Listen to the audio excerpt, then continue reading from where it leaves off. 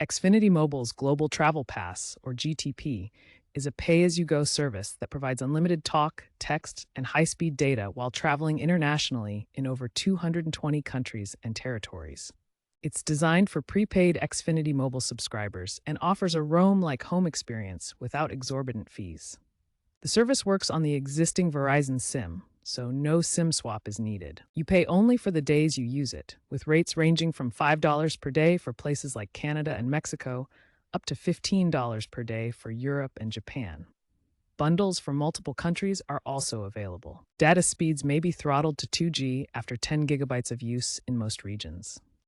To add the Global Travel Pass, you can use the Xfinity Mobile app. Visit xfinitymobile.com or call customer support at 1-888-936-4968. During setup, select the Global Travel Pass, choose your travel destinations, and enter your travel dates. The pass activates automatically upon arrival in a covered country and deactivates when you return to the U.S.